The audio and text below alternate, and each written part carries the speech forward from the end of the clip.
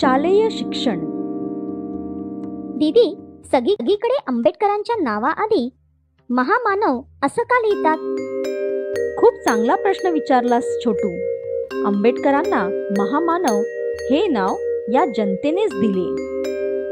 तसेच त्यांना परमपूज्य, भारतरत्न असेही म्हणत. परंतु मुलांनो, लोकांनी बाबासाहेबांना या पदव्या का दिल्या? त्यांचा एवढा सन्मान का करतात? यालाही काही कारण आहे बरं का. एक काम करू आपण.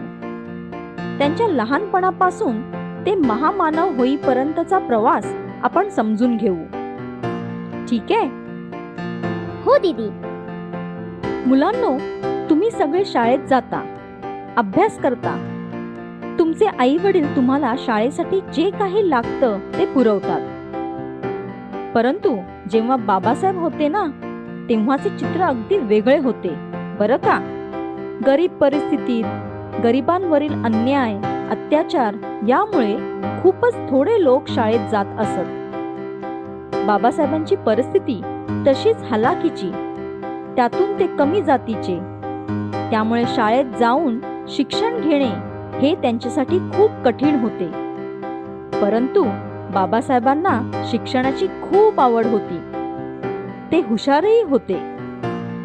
म्हणून कठीण परिस्थितीत असतानाही त्यांनी स्वतःचे शिक्षण पूर्ण केले. खरंच दीदी? बाबासाहेबांचे वडील सैन्यात सुभेदार म्हणून काम करत होते. ते अतिशय सज्जन आणि मोठ्या विचारांचे होते. सैन्यातील नोकरी पूर्ण झाल्यावर ते कुटुंबासह साताऱ्याला आले आणि तेथे एका संस्थेत भांडार रक्षकाची नोकरी करू लागले.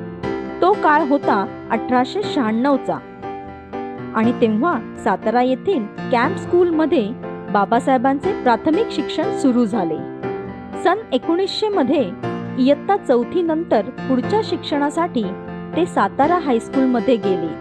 परंतु अस्पृश्य जातीचे असल्यामुळे त्यांना शाळेत अतिशय वाईट वागणूक मिळत असे. म्हणजे कशी ग दीदी? अरे मुलांनो, कमी जातीचे असल्यामुळे त्यांना वर्गामध्ये सगळ्या मुलांपासून बाजूला बसवत असत. पाणी पिण्यासाठी वेगळे भांडे देत. शिक्षक देखील अनेकदा त्यांचा अपमान करत. शाळेत त्यांना संस्कृत शिकवण्यास नकार दिला आणि अशातच 1896 साली त्यांच्या जन्मदात्या आईचे निधन झाले व त्यांच्या कुटुंबाने मुंबईला जायचे ठरवले. मुंबईला? हो. 1904 साली ते सातारा सोडून मुंबईला आले. मुंबईला लोअर परेल येथे डबकचाळ येथे राहू लागले. तेथे त्यांचे शाळेचे नाव होते एल्फिस्टन हायस्कूल. पण मुलांनो, येथे देखील त्यांच्या नशिबी पुन्हा तीच वागणूक आली. येथेही त्यांना इतर मुलांपासून दूर बसवले जाई. मास्तर देखील त्यांना तिरस्काराने, अपमानाने वागवत. परंतु त्यांनी शिक्षण मात्र सोडले नाही. हे सर्व सहन करत 1907 साली ते मॅट्रिकची परीक्षा पास झाले. आता 1908 मध्ये त्यांचे कॉलेजचे शिक्षण सुरू झाले बरं का. पण बाबासाहेबांची आर्थिक परिस्थिती अजूनही फारशी चांगली नव्हती. कॉलेजचे शिक्षण म्हणजे कॉलेजची फी आली. मोठी मोठी आणि महाग पुस्तके घ्यावी लागत. प्रवासाचा खर्च आणि बरंच काही. या सगळ्यांसाठी पैशांची जुळवणी करणे तसे कठीणच होते. त्यामुळे बाबासाहेबांचे कॉलेजचे शिक्षण थांबवते की काय असे वाटू लागले. पण मुलांनो, अशा परिस्थितीत असताना एक व्यक्ती त्यांच्या मदतीसाठी धावून आली. ती म्हणजे बडोद्याचे महाराज सयाजीराव गायकवाड. त्यांनी त्या काळी बाबासाहेबांना 25 रुपयाची शिष्यवृत्ती दिली. शिष्यवृत्ती म्हणजे शिक्षणासाठी पैशांची मदत. आणि अशा प्रकारे बाबासाहेबांचे पुढील शिक्षण एल्फिस्टन कॉलेजमध्ये सुरू झाले.